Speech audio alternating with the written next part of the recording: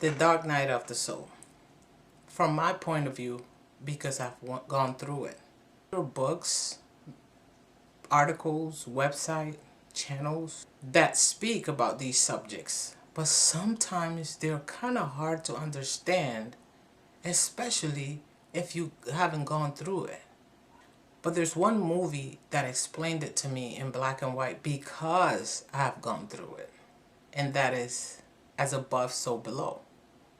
And Bird Box, I think it did too, but As Above, So Below really did it for me. In a nutshell, okay? Dark Night of the Soul. There are a lot of things that we lived and we're in denial about, especially about our own imperfections and flaws.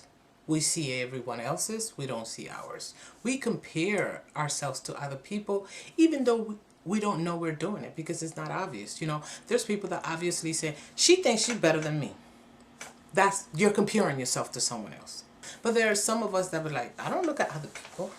I don't care what nobody else is doing. That was my attitude. I don't care what anybody else is doing. We do look outside ourselves and compare ourselves to other people. And we don't think, we see how wrong they are. So we do not think that ours is that bad. Now, things affect different people differently.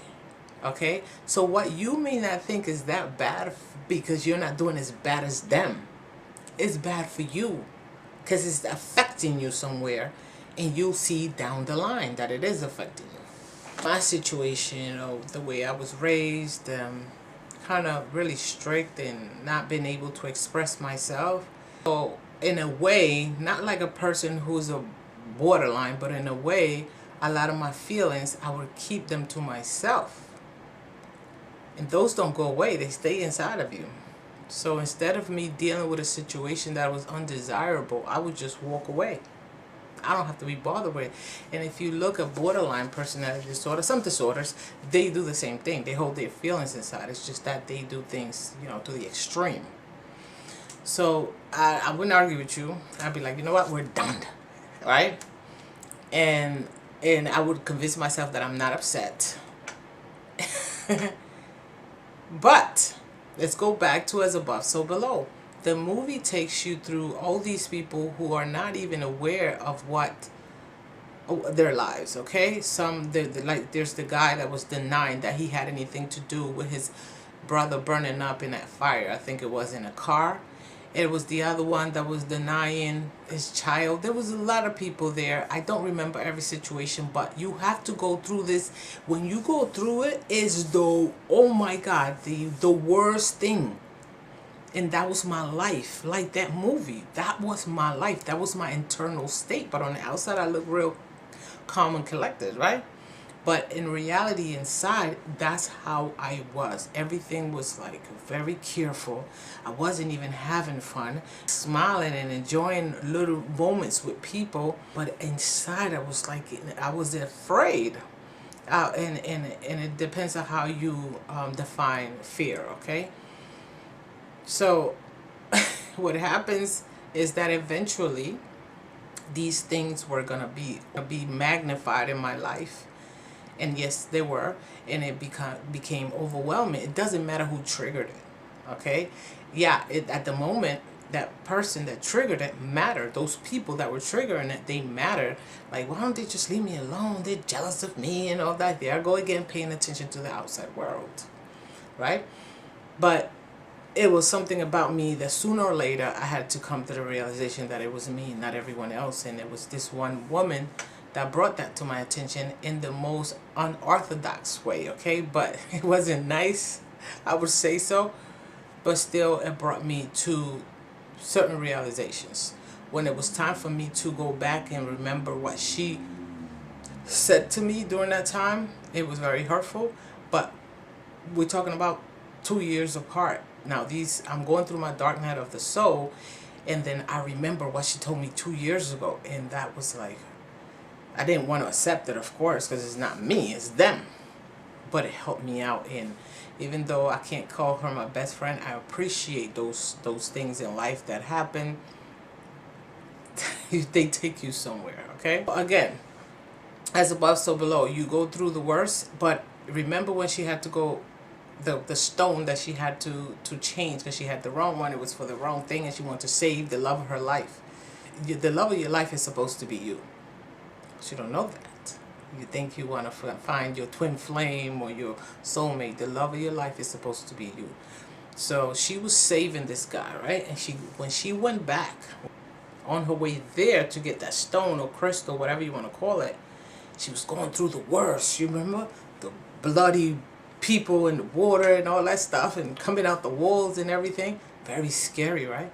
But did you pay attention to the fact that on her way back, the same route, it wasn't that scary. It was still a little dark or whatever, but the things that she saw going there, she didn't see on her way back. And if she did, so what? They weren't that scary anymore. She went through it already.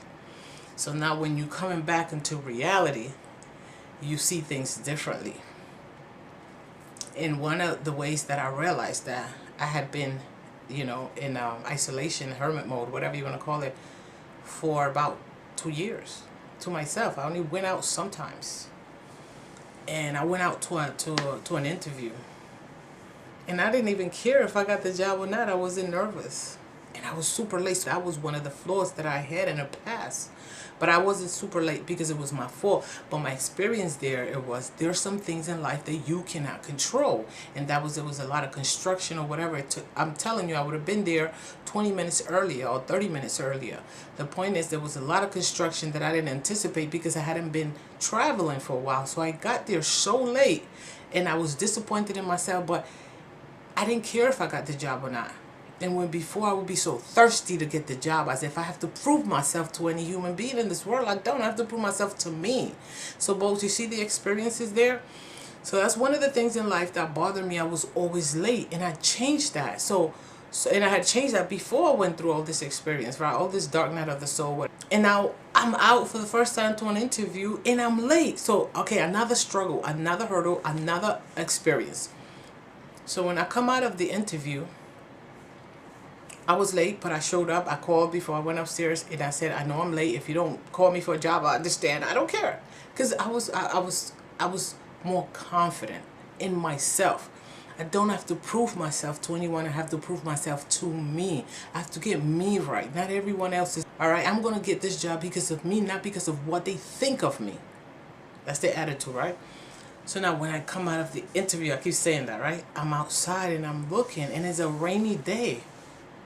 And I'm like, why it looks so bright? It looks like I'm in a different city. No, it's not the construction. It was like as if I was in a new world. So now I'm driving home, and the highway that I've gone through, I've driven through that there's only one highway. And everything just looks brand new, like I came into a new world. And it's the same city that was like boring and getting on my nerves, and there's not much to do. It just looks like a brand new world. So now, I say so now a lot, to get my thoughts back. So that was the dark night of the soul. Okay, I went through all these horrible experiences. What kept me mostly stuck for a very long time is the fact that I was in denial. And I just couldn't deny it anymore. I just had to be like, you know what, that person is your enemy. That person is here to teach you a lesson. That person is not your soulmate. That person meant you harm. The main thing that I had to realize is that this wasn't about that person. It was about me, because it was happening too often. And it was happening with complete strangers. And it was happening wherever I went. And I'm like, no, I'm not a victim. I've never been a victim. I've never felt like I felt like a child, and these adults were picking on me, these gang of people. And I'm like, no, I can't feel like this forever. Okay, what am I doing? How can I change it? And I started watching videos about the law of attraction, which is, for most people, it's the hardest thing to understand. It takes time. It takes time because, see, you have been that person with the same mentality and mindset since you was a child. So what do you think? It's going to take you a couple of months to be reborn? To reprogram yourself? The way you do things, the way you take things, the way you accept people, understand all these things? No, it's going to take you a while. So be patient, because you're going to get through it. And when you're way back, it's not going to be so bad. I promise you. Okay, like the video, share it, and let me know what you think. Again, like the video, subscribe to this and the other channel. I'll see you later. Bye bye.